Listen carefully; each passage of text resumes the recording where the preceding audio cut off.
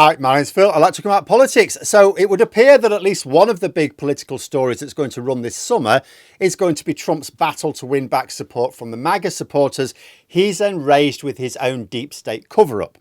But a former Republican political strategist has been talking about how the Democrats should use Trump's tactics against him to destroy him now that he's vulnerable. And while we're at it, I'll explain how Labour could use exactly the same strategy against Reform UK to the same devastating effect. The problem we have is that sensible politicians tend to want to avoid jumping down into the gutter to engage in political street fighting. But if that's where their opponents are, then they would do well to prepare to get dirty. But first, for daily news and politics, please click the subscribe button to stay notified. So Trump is in genuine trouble here, but it will take the Democrats to mortally wound him, politically speaking. The Republicans are covering themselves, but otherwise trying to support Trump. MAGA elites are furious about Trump's betrayal over the Epstein files, but they really just want him to comply and get back to being their champion. Only the Democrats actually want to destroy Trump's power, and so only they will be able to do so. This week, the Democrats have noticed the damage that Trump's stand on the Epstein files has caused to his reputation with supporters, and have started loudly calling for their release. Now, as far as MAGA are concerned, the Epstein files are a Democratic cover-up. They would highlight how senior Democrats are perverted, not Republicans, and certainly not Trump. But the Democrats figure that the full release of the Epstein files would do way more damage to Trump and the Republicans than themselves, and so have called for them to be released. But this is weak, according to former W. Bush strategist Steve Schmidt. He says the Dems need to stick the knife in it and twist it. He acknowledged that the reason was probably because it's quite a tawdry affair. You know, serious politicians like to talk about serious issues. They don't really like engaging in what are not really that serious like this. But in order to be serious politicians and do serious things, you need to win elections. And winning elections is sometimes done in the gutter. Schmidt said that if the tables were turned, the Republicans would be going on air demanding impeachment.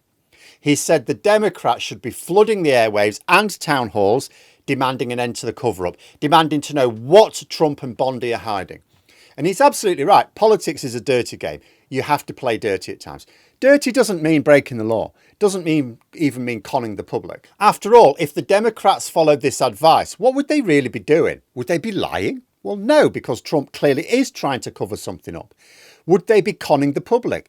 No, because most of the American public, according to the polls, believe there is a cover-up going on over the files, and the only way to stop that is to release the files, right? And then there's the bigger picture. Trump is literally destroying democracy in America, as well as the USA's standing in the world. Trump is empowering America's enemies and harming its allies. The Democrats have a chance to stop him dead in his tracks here. Now, it's not guaranteed to succeed, but it is a chance. It's the only chance they've had so far. This is like Partygate in Britain, where Keir Starmer actually did ruthlessly stick the knife in on that occasion, and Boris Johnson's fall was made certain. Now, in the end, Johnson fell due to endangering his own MPs, but the parliamentary investigation Starmer had trapped the Conservatives into voting for would have finished Johnson off a few months later regardless. Starmer effectively trapped the Conservatives into what amounts to voting for Boris Johnson's impeachment. That is the sort of ruthlessness you need to deal with populists, and it's only using the techniques those same populists use against serious politicians. If the Democrats went full fire and fury about the betrayal of the American people over the Epstein files, they could do two things. First of all, of course, feed doubt in the minds of MAGA that Trump really is going to take on the deep state. Doesn't matter whether they believe he's part of it or just bowing to its will, he's clearly not the man to take it down.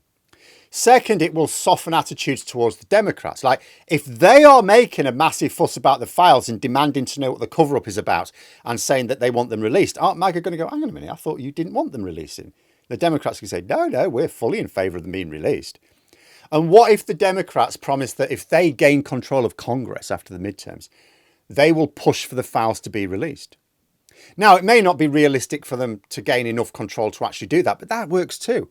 If they just get control back of Congress, they can block Trump's moves for the rest of his term. And if they can keep trying to ram legislation through to release the files, forcing the Republicans and Trump to keep blocking it, they set themselves up for the following election. And by dialing up the heat on the issue, they can distract Trump from his general efforts to destroy America.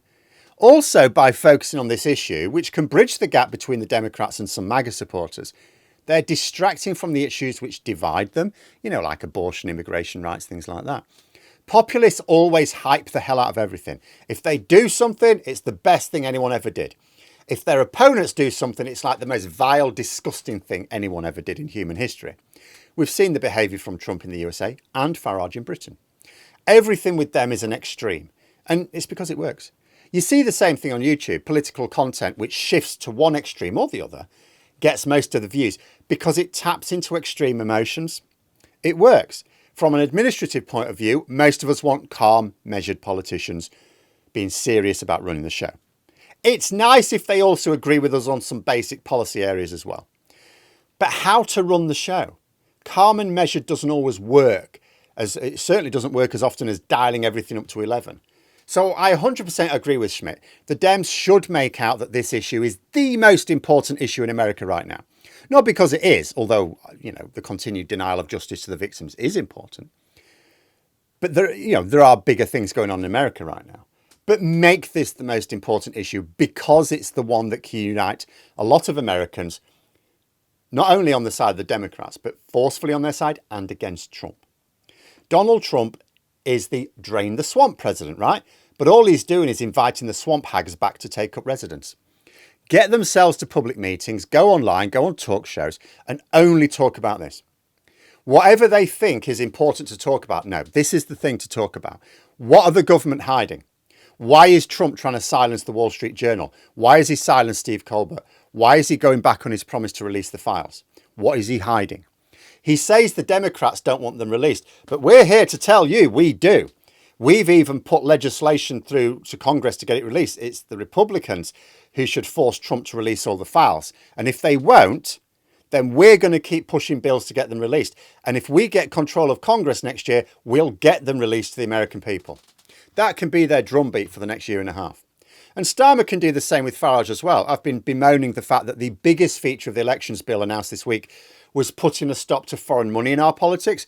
But all the media talk about is the votes for 16-year-olds. Why? Because the voting age is controversial.